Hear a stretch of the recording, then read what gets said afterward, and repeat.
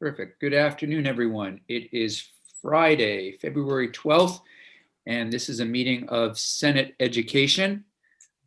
Before we start hearing from some of our guests around their experiences at the Community College of Vermont, I wanted to just raise one topic, and that is this if you will, sort of shift in our state colleges. I know we have had some testimony, some conversations around what's going to happen, when it's going to happen, our role. And what I thought, and I'm really looking for input here from all of you, given that it is such a big topic and one that will be on the floor, certainly when the budget's brought out, and certainly one that is in the community, our communities a lot. I recommended to the pro tem that perhaps the best way for us to get Senate colleagues up to date is for us to have a caucus of the whole, or at least the opportunity for senators to hear directly from Mr. Prescott, I think one of the authors of the report, if not the primary author, a little bit from even maybe last year's Senate Ed Committee. But it's going to be one of those things that we are all going to have to vote on when it comes to the budget, when it comes to what kinds of dollars we are going to invest in our state colleges moving forward. And so rather than, I think, every one of our colleagues reaching out to each of us saying, hey, what do you think? I mean, we will continue to learn about it, but I think given the enormity of the shift and the financial investment, it seems to me that we do this as a caucus of a whole, or at least give people the opportunity, if they don't want to come to a meeting, that there's a time to have these questions. So I just want to throw that out to all of you to see if that's something you're all comfortable with. And maybe even a little bit about what you're hearing in your communities.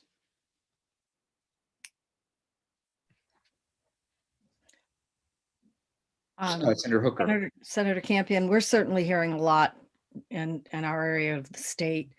And I think it would be an excellent idea for us to get from the horse's mouth, as it were, what the report is about and the interpretation that the committee has seen, because we're getting a lot of differing testimony, you might say, as to what is in the report and what it means and how it'll affect, especially the various parts of the state that have the state colleges in them. Senator Terenzini. Yeah, I completely concur with Senator Hooker. We're really here, especially with Castleton around the corner, we're getting inundated with questions and concerns and so on. So I think it's really important. We need to get up to speed and understand where we stand, because like Senator Hooker said, there's a lot of different rumors and half truths out there, and who knows what the real deal is. So, yeah. Senator Lyons. So I was going to agree with that, but also, do you think there's any, I have no clue how much time that caucus as a whole would take.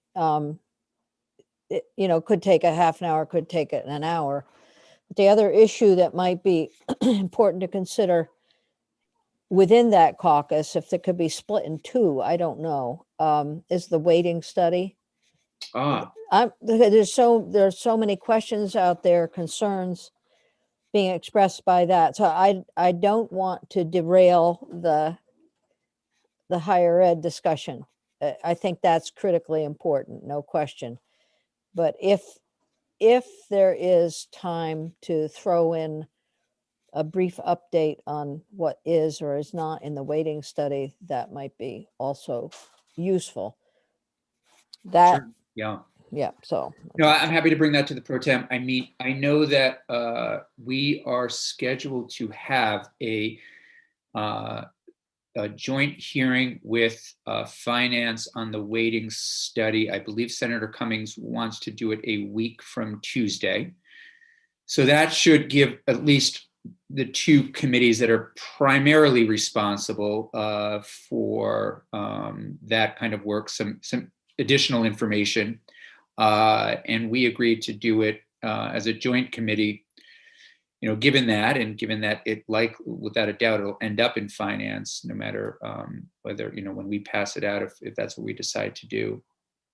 The other big piece, as I think I've mentioned, is what the House is interested in, and whether or not they would indeed pick up this work if we were to spend time working on it. And that's something that I know the Pro Tem is in conversation with the Speaker about. Senator Persley? Was that last comment on the waiting study or something else about whether the House would take it up? Oh, that was on the waiting study. Yeah, Good. that was on the waiting study. Sorry, I wasn't clear. That is indeed, I know that the House in the past has had some concerns. And again, I don't have an update, but I know that Senator Ballant and Representative Krawinski are in conversations. Yes, Senator Terenzini.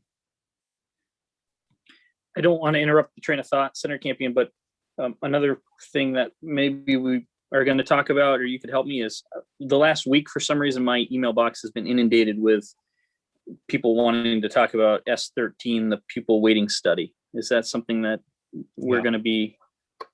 Okay. Yeah, so that's what we were just talking about. How did I miss that? I'm right here. We see you, that's for sure. No, it might just, what might have caused confusion actually is people have been just sending messages saying S13, S13, S13. Okay. Just so you know, that is the pupil waiting study. And we will have a meeting with Senate Finance, a joint hearing on, I believe it's a week from Tuesday, with Senator Cummings' committee. Yeah. Okay. All right. And that's good. No. And that'll give everybody an opportunity to sort of see what we think and what direction we want to go in. But I do know that this committee passed out a version of that waiting study last year. So it's. I also did see Senator Chittenden laugh at me pretty hard, so I'm not going to forget that. No, and I'll be honest with you, Senator Terenzini, you shouldn't forget it, because he'll be on the floor before you know it, and you and the family can be up late getting questions ready for whatever. Well, actually, it is one of the things about the Senate, and I'm looking to the senior senator from Chittenden to confirm this, but committee members don't really go after committee members. That is No, that's true. that is That's something kind of that- the unwritten rule. right. Although if the committee member is reporting a bill from another committee that he might be on, then that's a different story. Totally different story. Yeah, that's Totally different. story. My internet connection might go out that day and it'll fall. All right. Yeah, Senator Perchlik, please. Just on the waiting study, just want to be clear with folks that the study is the study and it's already out, and the study had some recommendations. So S13 basically implements what the study is recommending that we do. And I think there is I can't remember, there's a difference with the House bill. I think the House bill does it over multiple years, and the Senate bill takes a little different tack on how to roll it out. Yeah. No, thanks for that clarification. I appreciate that. And I just want to point out to Senator Terenzini that we may be here, but it's only virtual. So, it might make a difference. Good old Rutland. If it's not the state senators, it's the issue with the library moving. It's something with Rutland County. All right. With that, thank you. We are now moving on to post-secondary education opportunities. And I see 3 of our witnesses are here. And please correct me if I'm mispronouncing your name, but Mr. Carrera, Mr. Abbott, and Ms. O'Black. Would you reveal yourselves to us? There we go. Terrific. Hey, everyone. Hi. Thanks so much for being with us. Yeah, of course. I think, okay, they're a little late, but I see our other 2. I see Joyce is here. Okay, Joyce, you got here just in the nick. We started at 1:15.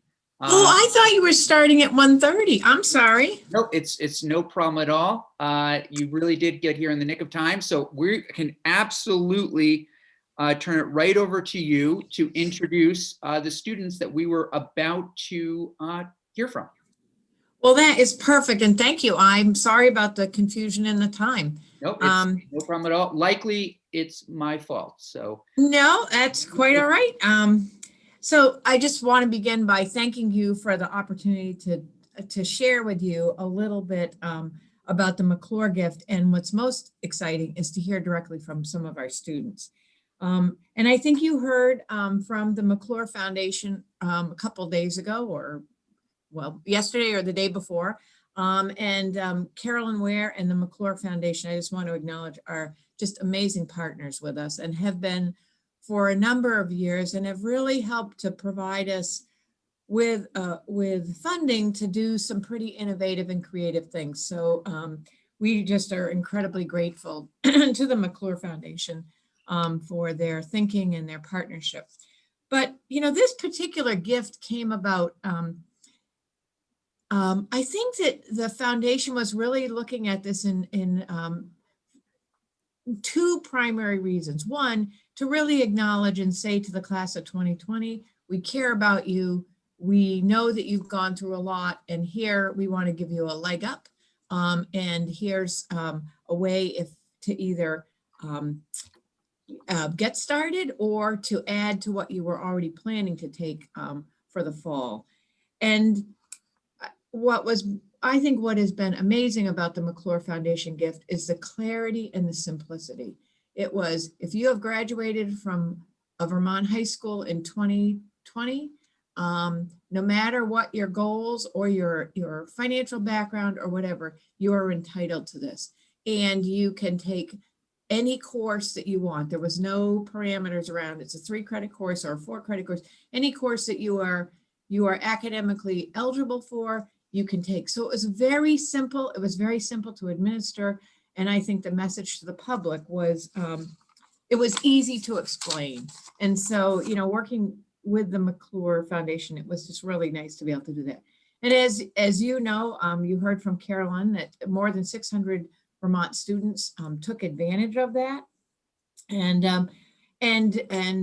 well, 80% of them, which is pretty phenomenal, have said they are planning to continue their education. We have more than 50% that are continuing their education this spring, which is pretty phenomenal given the COVID environment and everything that is going on. And we expect that number actually to climb, but it's interesting.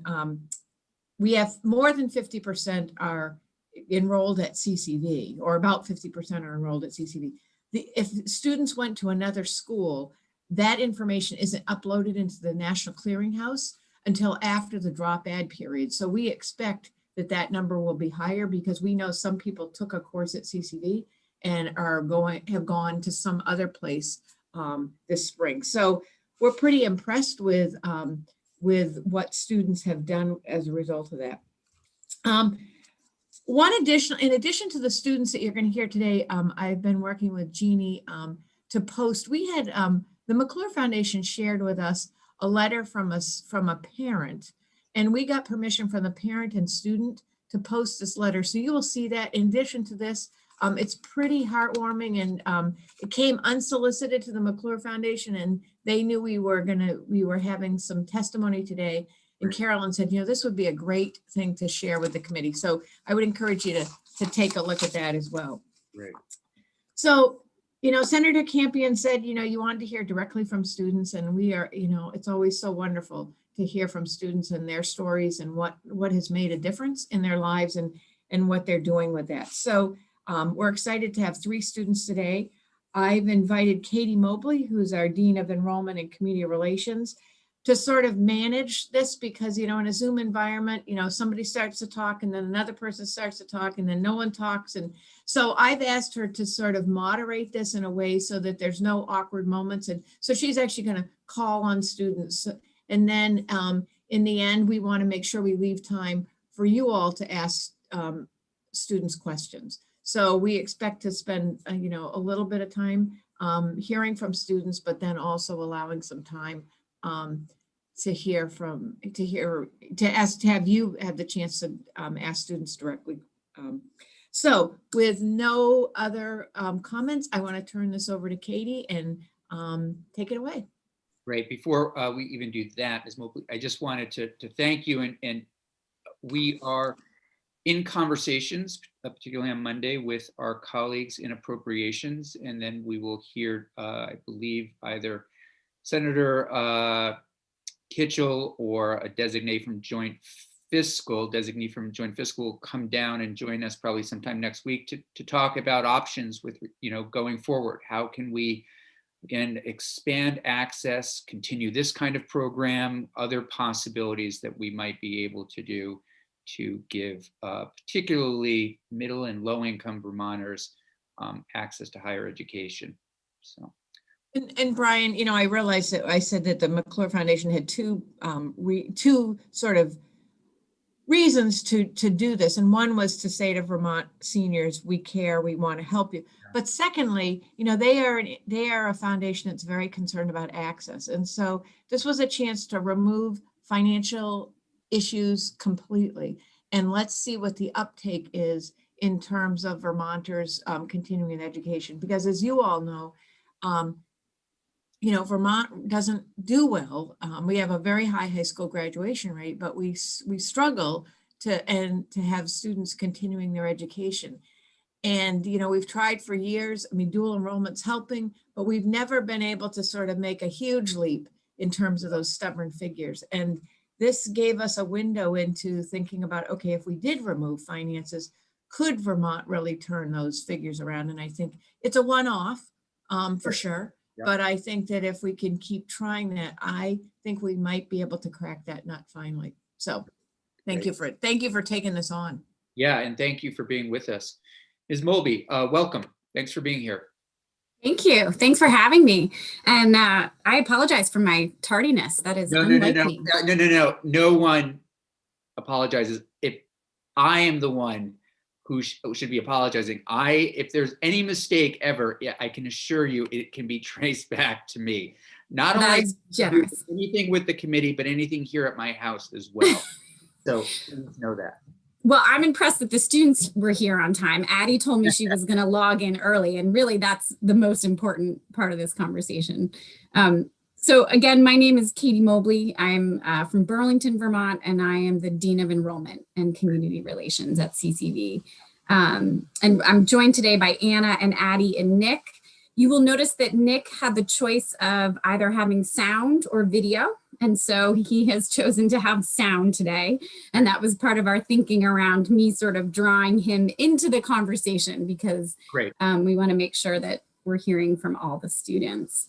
So Anna, I think I'm going to start with you, but would you mind just introducing yourself and sort of opening up by telling us a little bit about your high school experience, maybe pre-COVID, and then any impacts that COVID had on your experience? Yeah, I would love to. My name is Anna Grace O'Block. I'm from the town of South Burlington, and I went to South Burlington High School, and I had a pretty standard high school experience. I decided to take advantage of the amazing program at CCV of early college. I was really set on continuing down a medical path, and so I was so excited to go to CCV and get a free year of college during my senior year. And I continued on, and it was a bit of a wake-up call in the fall semester. I was no longer at high school, but I really discovered a new passion in my spring semester of early college, right when COVID hit, that I loved everything about business and management and international business. And I was just so thankful that early college had really opened those doors to me, that I was able to figure out early on what exactly I wanted to do with my life for free, which was amazing. And so when COVID hit, my family, especially my mom, took it pretty hard. She has a residential cleaning business, and her clientele went down to pretty much nothing. And she is the executive director of a local cancer support nonprofit, Healing Winds Vermont. And her and a few of the others volunteered to no longer get paid until they were in a more stable condition. So the McClure gift really came at the best time, where it took kind of the edge off of that CCV bill. And it was also at a time where I had realized I was not going to be able to kind of carry on with the college plans that I wanted to do. So I decided to continue at CCV through the summer and the fall. And with the help of the McClure grad gift, I was actually able to earn my associate's degree 6 months after my high school diploma. So very thankful to CCV. Amazing, Anna. That's a lot of hard work. Thank you for sharing that. Addie, do you mind going next? Sure. It's an honor to be here to speak with everyone. So thank you for having me. My name is Addie. I am from Brattleboro, Vermont, and I started at CCV this last fall. My high school experience was not very pleasant. I grew up in foster care, and because of that, I was never really able to focus on school the way that I wanted to. And at 18, I wasn't able to graduate. I had to go and get a job and provide for myself. And I had never really thought about pursuing college because I had always had to be working and kind of taking care of myself. And then once the pandemic hit, I got laid off, which was really stressful, but I thought that it might be the right time to maybe start back into school. And so I found out about this program, and it changed my life. I made the phone call, got in 2 days later and started classes. And believe it or not, I made the dean's list this semester, which is hugely exciting. But I mean, the main reason for me not pursuing a college career was also because of finances. So really, I mean, it was like a gift from God for me to have this opportunity. And now I'm looking at pursuing a career in neuroscience, gotten really into it. And I am going to continue and get my associates here at CCV, and then the world is my oyster, and I'm so excited to see what's going to happen. Addie, that's such a great, thank you for sharing that and that enthusiasm. That's outstanding. And congratulations on the Dean's List. That represents a lot of work. Nick, I'm going to invite you to introduce yourself and tell us a little bit about your high school experience. Yes. Hello. I apologize for not being on camera for whatever reason. I have a bug with Zoom where if I have video, I don't have sound. If I have sound, I don't have video. It's gotten very annoying. I've tried updating. No problem. We know what that is like. We're just glad you're here. Thank you. Thank you for having me. It was, let me think how I want to start. I'm not the best at public speaking, even though this is through Zoom. So my experience with this has been extremely positive. I come from a low income family, and as of right now, I'm the only person who's gone to college except for my mom. And the biggest thing for us was finances. Like, how would we, pay for college? How would we have enough to pay for me and to, pay bills, pay electricity, get food on the table? And thankfully in high school, in my senior year, I was able to get my grades up to a point where I was able to do dual enrollment for the first 6 months. So I did originally VTC, did that. It was a lot of fun. That's when I realized how much better college was than high school. It was such a better experience. There was no competitions on who was better. It was just people of all ages coming to learn. And that really took off the stress of learning, because it wasn't a competition anymore. It was just people wanting to further their education, and that transferred over to when I started at CCV. I got in last fall, did my first semester, and currently I'm a part-time student because I'm trying to balance working at the same time of school. And during a pandemic, it's not really that easy. My mom and my little sister both have compromised immune systems, so coming in and out of the house, especially like for work, or even like if they leave to go get groceries and stuff like that, that's a pretty big risk. So I decided to stick with part-time just so I have enough time on my hands to balance everything. And the free class made it so I was able to use the scholarship money I got to pay for all my classes without having to tap in out of pocket, which was really helpful because it made it get to a point where I was like, man, I can do college. I don't have to worry about if I'll be able to pay for this because I'm eligible, and it's all worked out really well. Nick, thank you so much. Did you mention what town you were from? I know, but I just want to make sure it's on the, yeah. I'm from Essex. Excellent. And Nick, am I correct in thinking, do you work in the healthcare field? Will you talk a little bit about that balance between school and the work that you're doing?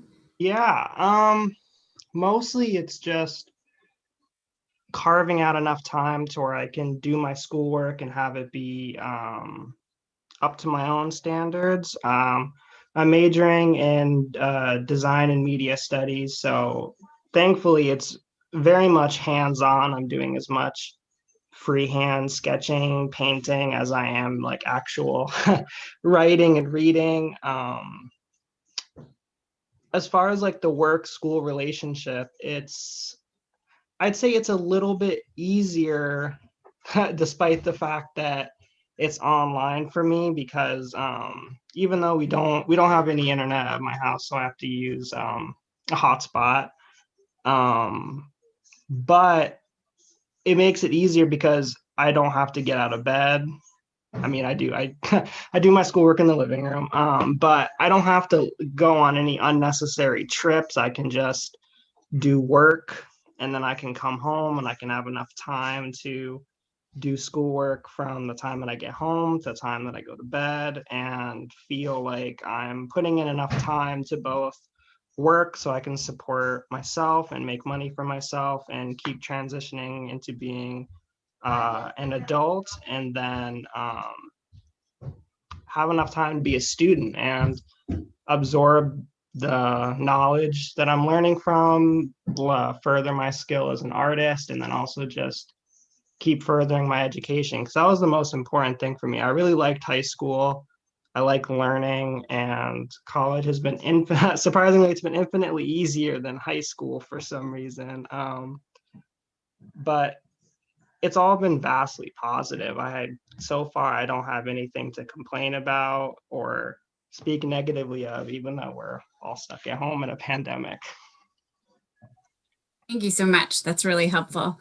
I will say, and I think Joyce alluded to this in her introductions, that on the college's end, this was a really easy program to administer, which I will just say is not always the case in programs. We got to say to every member of the class of 2020, this gift is for you. And so I'm curious. I heard, Addie, I heard you say, you heard about it and then you enrolled 2 days later. I'd love to hear from you, Addie, about sort of how did you hear about it? And if you were to tell someone about sort of engaging in college, what advice would you give them now that you've had this positive experience? So I actually heard about it from my boss, who she has a spa here in Brattleboro, and she was also doing classes on the side.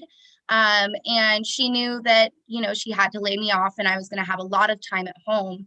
And she'd always kind of pushed me to, go towards higher education. And so she came to me and said, hey, they're having this program. I know you're worried about finances, but this free class you should really take advantage of this. And so, like I said, I was really lucky. It was 2 days before the semester started, and I managed to get in and be in classes 2 days later. And so I'm really grateful for that.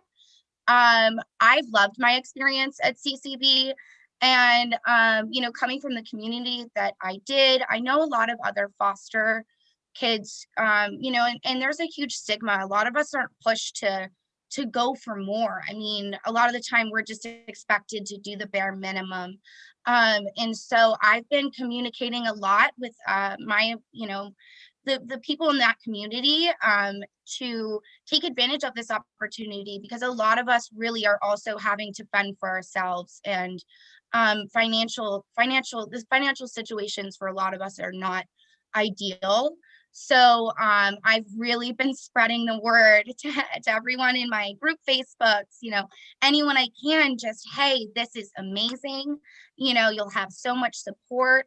And it's a huge blessing. So that's kind of how I'm marketing it, is let's show the world that we can accomplish something even after everything we've gone through. So Addie, what had you done? I'm just looking here. Were you in high school and then you just graduated, or had you been in the workforce a little bit? So it was my last semester of my senior year. When you're when you turn 18, you can't stay in your foster home anymore. And Right. My family we didn't have a great relationship. So I had to make the decision, either I'm going to couch surf and try, and finish out high school. But I wasn't doing very well, to be completely honest. After everything I had been going through, school was never at the forefront of my mind.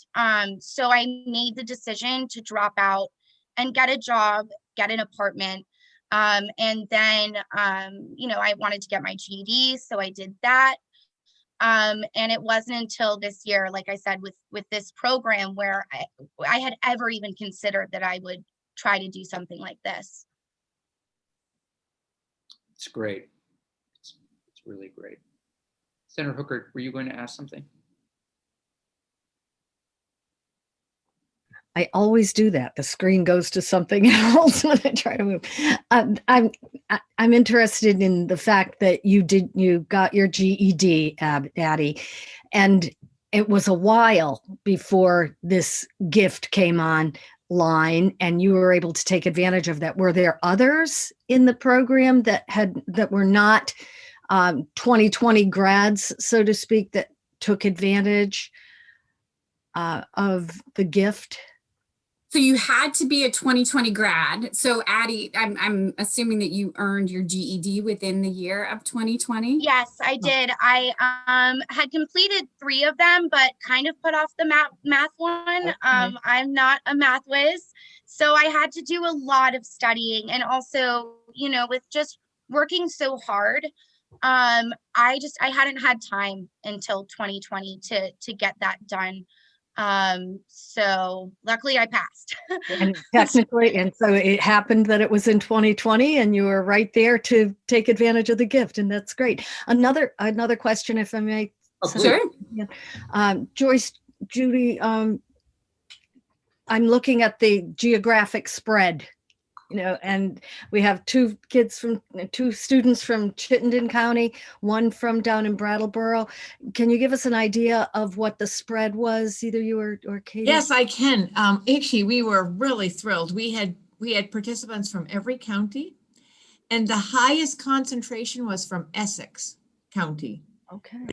So we were thrilled at the level of participation. And I will say, I am so grateful to Addie and Anna and Nick, because I think, as Brian will say, we got this request a couple days ago, and we really scrambled to reach out. And so I'm so glad that they were able to. But we were very pleased. There was not a pocket that, all these students came from Chittenden County or all these.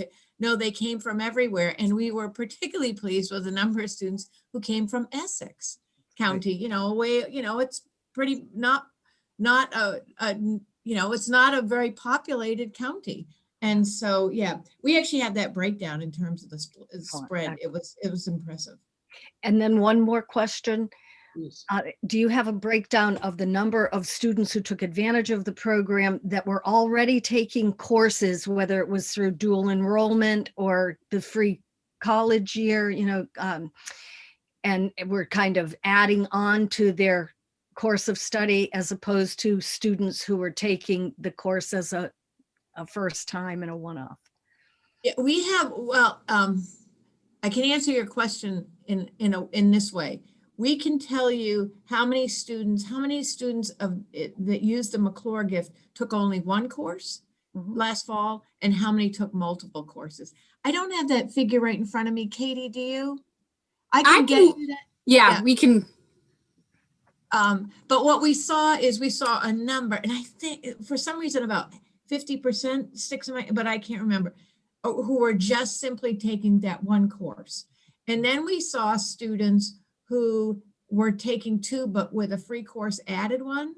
And we also saw, which is interesting, not a huge number, but we did have a number of students who were enrolled at other colleges like UVM and added a CCV course to their load because it was free. And so they could, so they took a full load at UVM, like maybe 4 or 5 courses, and added a course at CCV. So we did see some students who, because also they could access it from wherever they were. So even if they weren't living in Vermont and they were going to school somewhere, they could access an online course.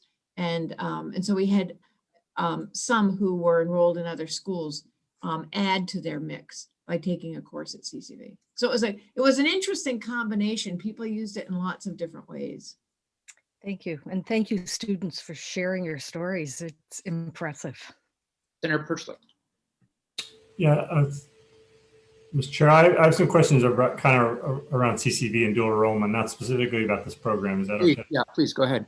And a question for the students, and maybe the folks from CCV can answer too. And that, I just wonder what the students' perspective, because it sounds like everybody did early enrollment as well as, not early enrollment, early college, as well as this program.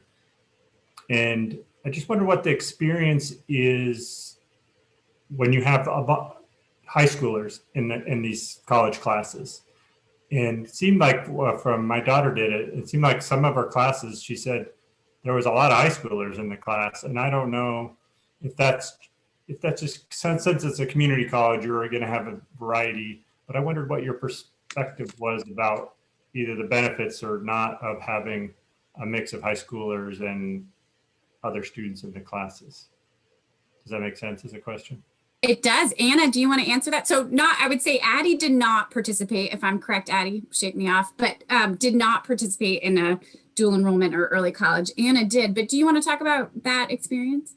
Yes, just as a high school student in a class with people of all ages, and just how my experience was, it was interesting to say the least, because on one end of the spectrum, you have the students like me who have never taken a college class before.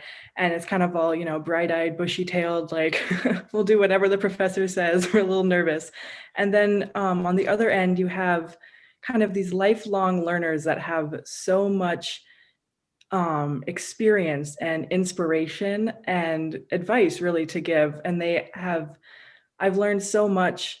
I remember this one woman in my human anatomy and physiology class, and I think that she was, 55, and she had been a single mother, and I think she's one of the hardest working people I've ever known. And there was a bit of a language barrier, and sometimes it was, kind of hard to understand everything that she was saying, or sometimes you couldn't quite understand us. But there's just kind of this really interesting bond that formed between her and the entire class, where we all learned so much from her and the professor.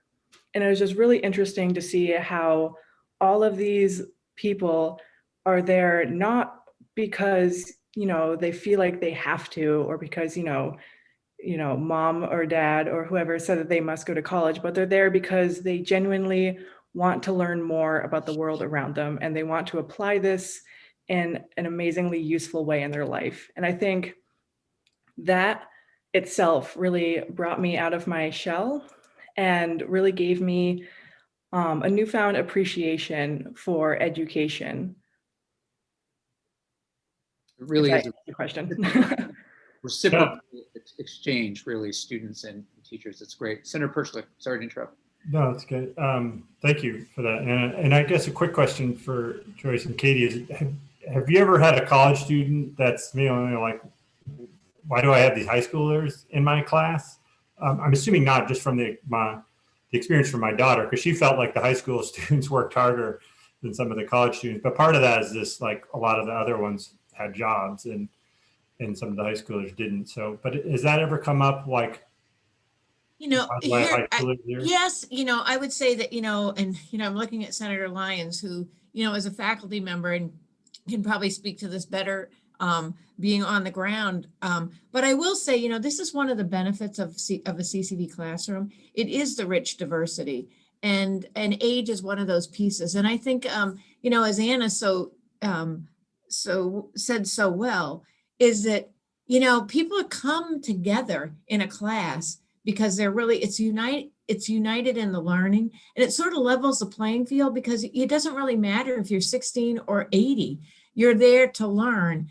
And so I think that, you know, this is one of the things that we do, that I think our faculty do amazingly well, is celebrate that diversity, and people can learn from each other in really, really significant ways. I mean, our average age is still in the high 20s. So even though we have more younger students, our average age is about 28. It used to be 31, but I will say about 50% of our students now are traditional age students. But we also have a lot of students, you know, between the ages of 30 and 55, particularly people who are thinking of shifting careers. They've been hurt on the job. They've been, you know, there's just a number of reasons why people come back. But I don't know, Senator Lyons, do you have something to say about that? Because it's just this melting pot of diversity in our classes. And I think faculty do an amazing job at using that. But I will just ask Senator Lyons if she.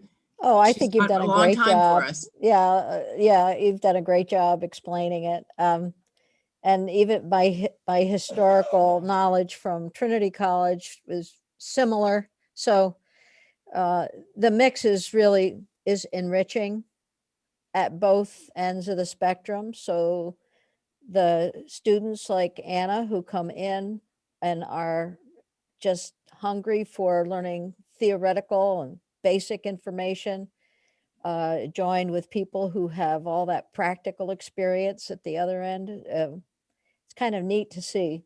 And it makes for a very interesting, I don't know, maybe you two or three could talk about your classroom experiences in working with some of the non-traditional students. I mean, you have to have had some kind of interaction and picking up some of their skills and knowledge. Nick, do you mind starting just so we get you back in to that question? Did you hear that question from Senator Lyons? Yes. I think the best part about having a diverse classroom is that in some ways you get fresher eyes. I'd say the two experiences that stuck out most to me was the first one when I was in dual enrollment for Vermont Tech in my senior year. There was a guy in my class, he was like, I think either 60 or 70, and he was a veteran, and he was taking electrical engineering simply because he was retired, he didn't work anymore, and it was something to do. And as the weeks went on during the semester, because we were all in the same classroom pretty frequently, we got to hear stories from him, from what it was like when he was young, not only just being at war, but like how different the world was. And for him, VTC, the class was as much about, learning a new skill like electrical engineering, but also he said it got him out of the house. He said he loved coming in because he was able to do something every day, and he was able to feel wanted again, and he was able to do something that challenged him, and he was able to learn a new skill. The second experience that also stands out the most is recently last semester. So my first semester at CCV, one of my classmates, he's a full-time firefighter, and he is, I think he has like 3 kids, and he's on the job constantly. And in our forums, we would talk, and he said, this was for my, which class was it? Intro to Visual Communication. His whole thing was just, he wanted to have another skill besides his career under his belt, something that he enjoyed doing. He said he enjoyed doing art. He became a firefighter because it was something that was in the family. His father was a firefighter, and we'll talk about like how he would mostly be at the station when he was doing his classes, like when we would do a Zoom lecture or when we would be doing our forums, he would be at.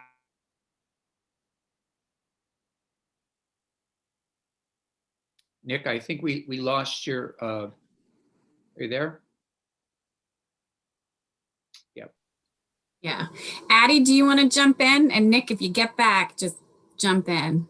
Did you have an experience, Addie, with sort of a mixed classroom environment you want to share? Yeah, not so much last semester, but this semester I'm taking sociology, and there is a huge melting pot of different ages in that class.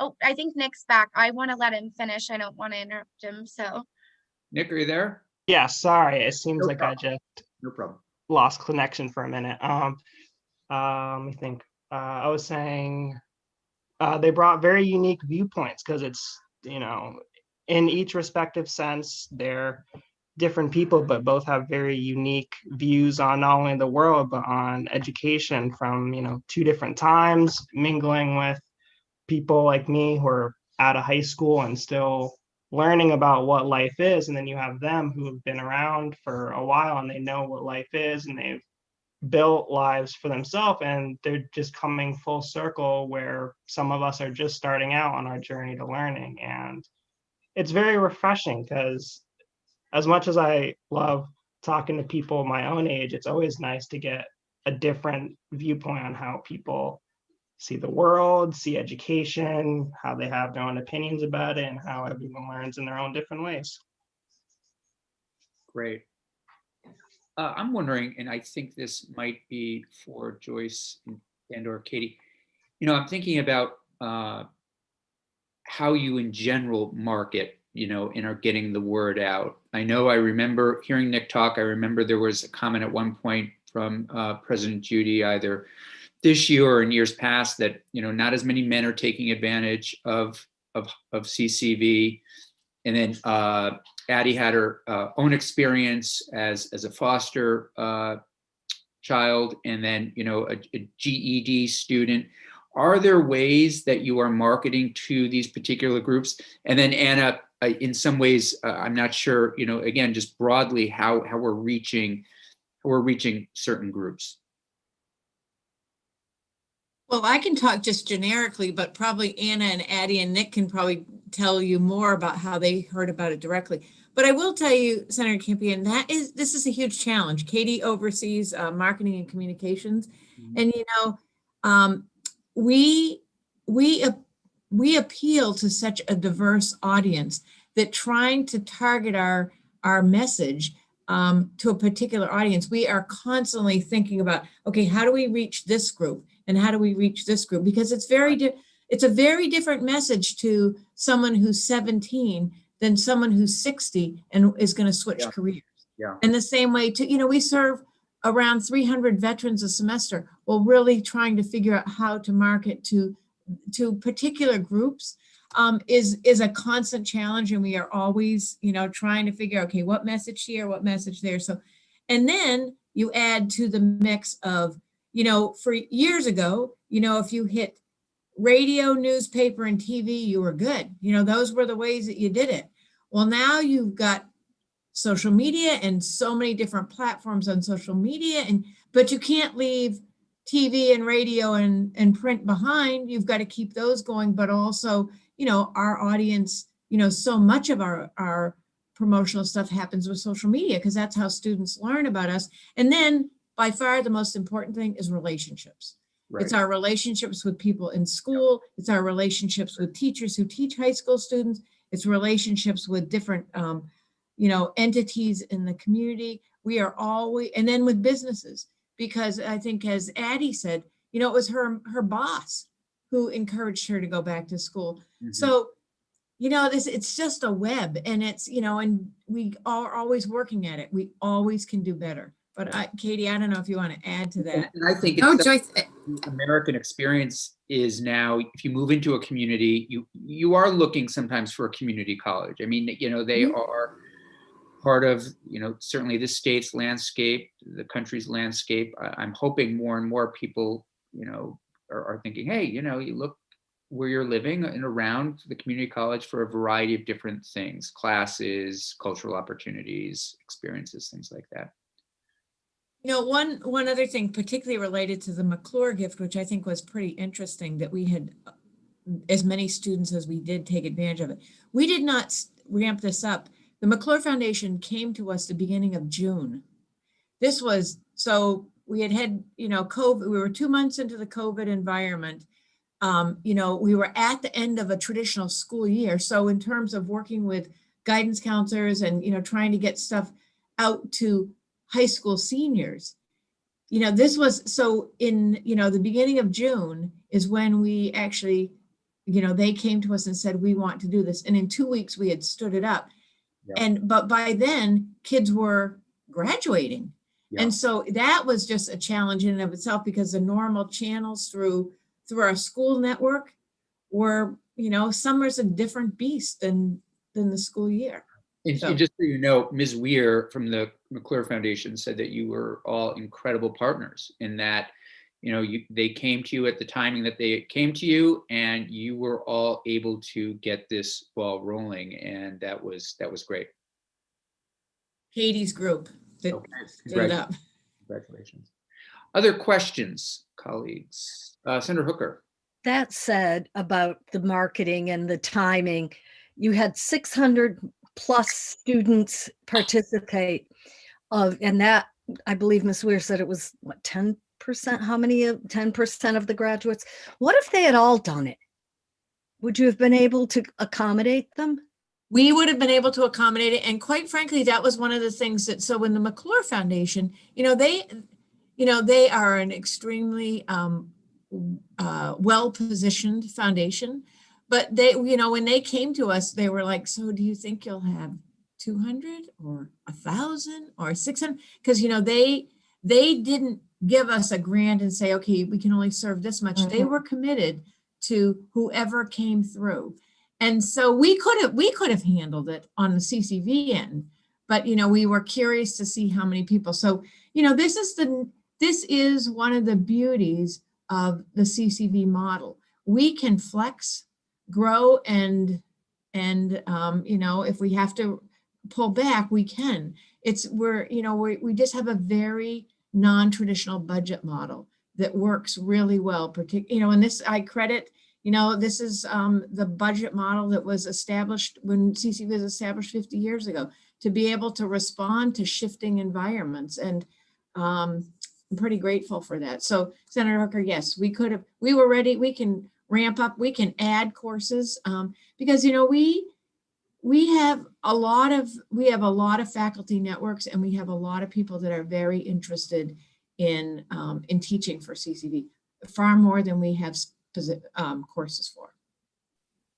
And Senator Hooker, I would just add that, when we had preliminary conversations with Carolyn Ware, she said, how many typically high school grads immediately the year after do you serve? And it's about 300. And then, we sort of got aspirational. And I will say, as a staff member, we thought, well, maybe we could get 400, 450. And when we had to go back to them and say, wow, we're at like over 600, it was amazing. It really, in such a tight time frame. I mean, I think had we had 6 months to have, Anna have the conversation with the school counselor or map this out, I have no doubt we could have tripled that number. But it was a little, to Joyce's point, the fact that they were willing to just say, just go.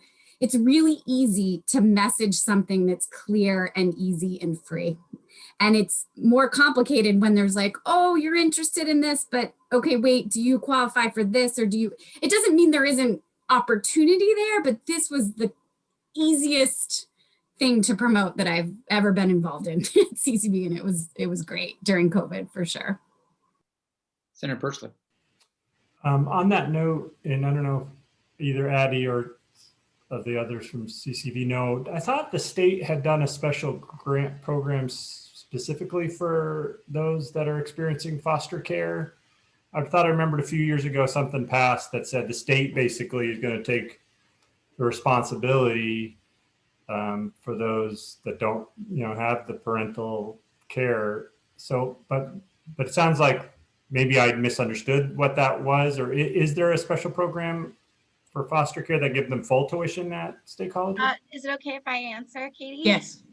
So I had looked into a lot of different programs. Unfortunately, like I said, I really only had 2 days to get it together.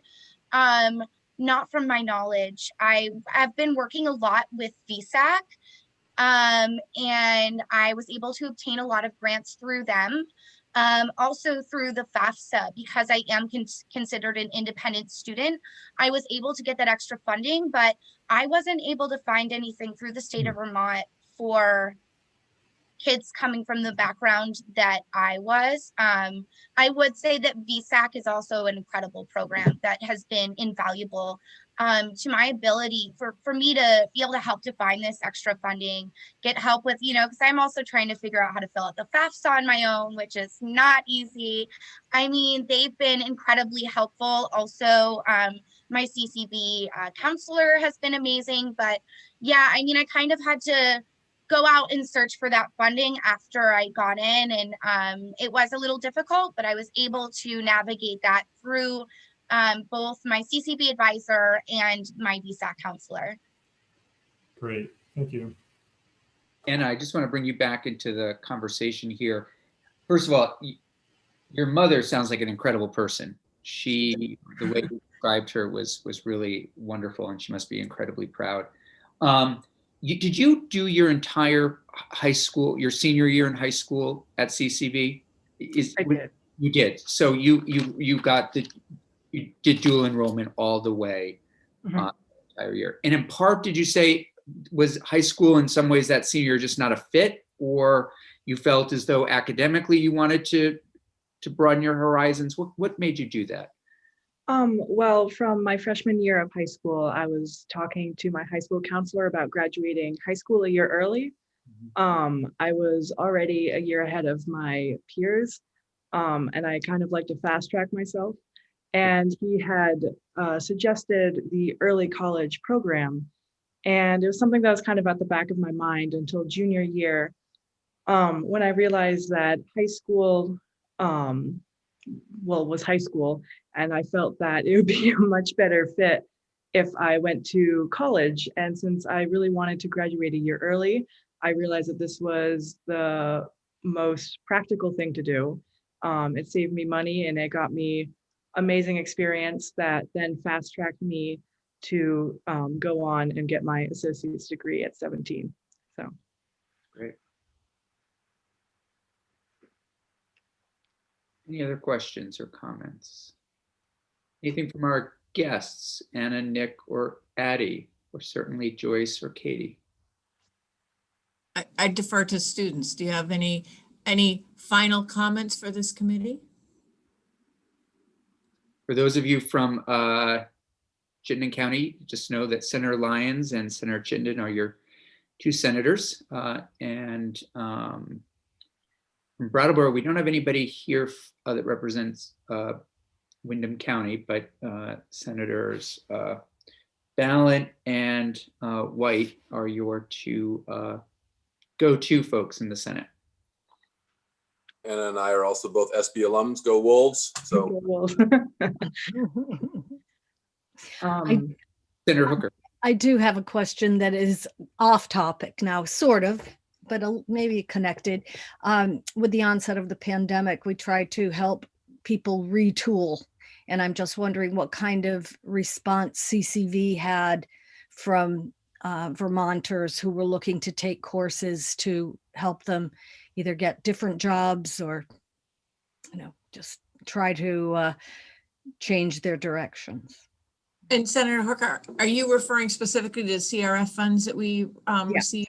Yeah, we had over 600, 700 students enroll. And that again was over the course of a weekend to set this up. So we had a lot of, I think this is an indication of, once again, we were able to remove the financial barrier from investing in yourself. And we saw so many adults want to come forward, and they, and the testimony and the survey information about why they hadn't engaged earlier in education. It's interesting if you look at the graph, the number of people that said it's just about finances. It was huge. So we had a huge number of people that that took advantage of that CRF funding to sort of invest in their education and sort of figure out ways that they were going to pivot to something different post-COVID. And it seems from your descriptions of setting up both these programs that there's a real need to look at the red tape involved in getting into other programs. So that may be something that we should take a look at as well to make it easier for students like these young people to get involved, and for people who are older to, have the supports that they need as life changes. I think that's a really, really wonderful observation, because one of the things that I think, we, and I will use the collective in this group now, approach things from a place that we know about higher education. We know the language of higher education. We know what needs to happen. And, there are many people who have never been to college, aren't surrounded by people or supported by people who understand that language of college. Anything can feel like it's impossible, or it's just too hard to do. And so, the number of students that we work with who don't understand that that there's financial support to help them and how they apply. I think Addie referred to the VSAC counselor helping her apply to the FAFSA form. The FAFSA form is hard, and it doesn't, if you, after you've done it once or twice, it's not so hard, but the first time it feels really overpowering. And it asks for questions, it asks like for your parents' income. Well, someone like Addie, well, what do I do about that? So, and Addie, I'm just using you as a, I don't know how you dealt with that, but there's things that we have put in place that just make it really difficult for people to get through that system. So one of the things that we're always working, like our admissions process, I hope it's pretty straightforward for people. And it was great to hear that a couple people were able to do it, from start to finish within 2 days, because we have really worked at that to make the application, we're open admissions, but people still have to, they have to apply, but it's a very, very simple and hopeful, straightforward process, because, you get it doing that and you run into a stumbling block and people are gone. Okay, that's not for me, and they take themselves out of the game. So simple is really important. And I mean, simple in terms of ease. It doesn't have to be simple, but it has to be easy, and there can't be glitches. Yeah. Senator Lyons. So, given that, and given that the McClure grant was so simplified, and folks could access the tuition dollars that they needed without a complex process. So I guess this is for the students. Once that burden was off your shoulders, then what were the supports that you found at CCV that enabled you to succeed? Because it looked to me as if there was a much higher success rate with the McClure cohort of students. I'm not positive about that, but it looked like that. So I'm just maybe Ann or Addie or Nick could just speak to what the supports were after the money was delivered that helped you? I'll start with Anna. Thank you for doing that, Jenny. Well, I think that my support stayed pretty consistent. My parents have always been a huge support to me, especially my mom. And I think that also my CCV advisor was a huge help throughout the entire process. Sometimes I would frantically email him and he would, email me back in this very calm, like explaining like, this is how this is going to work. It'll be fine. So I really appreciate just his patience, and also especially the professors, because they really took the time to understand everything that was going on and to translate that into their lesson plans, and understand that things are really wonky right now and that students are doing their best, but also knowing when to kind of give that nudge of, well, we can't let you, not do any work at all. And so I think really just having the support of the advising system and having the professors after that financial burden was taken away, it really spurred me to keep going and to look past CCV and everything that they had given me and look towards my next education step. Great. Anything else? We so Nick, do you have anything to add to that? Yeah, once the McClure Foundation grants went through, I too had a bit of a frantic couple of times when I would email my advisor and also my VSAC financial advisor, because I also had to do a FAFSA, and I remember it took about 3 consecutive days where we had to do phone calls to explain how to do it. And I just remember how I always felt supported. My guidance counselor, she's always really nice and really warming and really calm. So even when I would email her like 3 times in a row, like, hi, so I don't know what to do with this form because it has my dad's income on it. I don't talk to him as much and he doesn't give me that information. She's like, okay, so this is what we can do to get around that. And the same thing with my financial advisor. She was really good with thoroughly explaining everything because I wanted to understand what it was I was filling out so that if anything like financially happened, I could keep track of it and be responsible for myself as well. And I just remember how, she didn't give me a hard time when I would ask questions, and she'd always be really nice. And if I needed something explained a little bit more in depth, because sometimes finances can be like that, she was always really accommodating. And the professors are really nice. Everyone's been really accommodating with my unique situation of not having internet, but having internet because I have a hotspot. I've had a few times where I've dropped out of a Zoom class on accident and haven't been able to get back in, and just like a quick email and being like, hey, so sometimes I may accidentally drop off the face of the Zoom and return 5 minutes later if I can get it working. And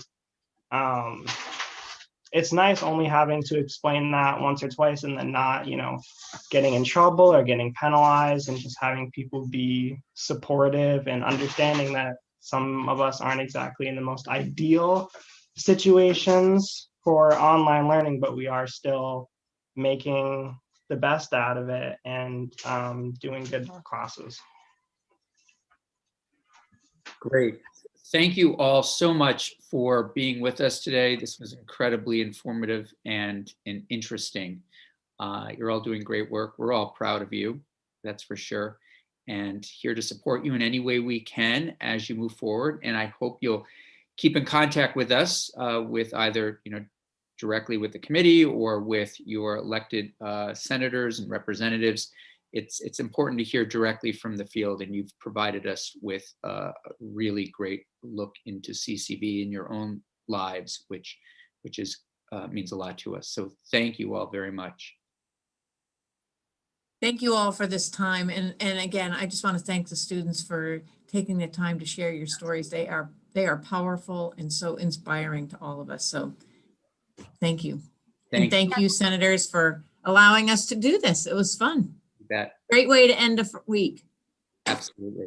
Thank This you. was a dream come true for me. I'm really into government. So I great. was, yeah, this was really, I mean, I'm like starstruck. So I'm really excited. So thank you guys so much for having me. Thank I'm you honored to so be here. much. Thank you so much. Our Thanks, honor. everyone. Thank you. Bye-bye.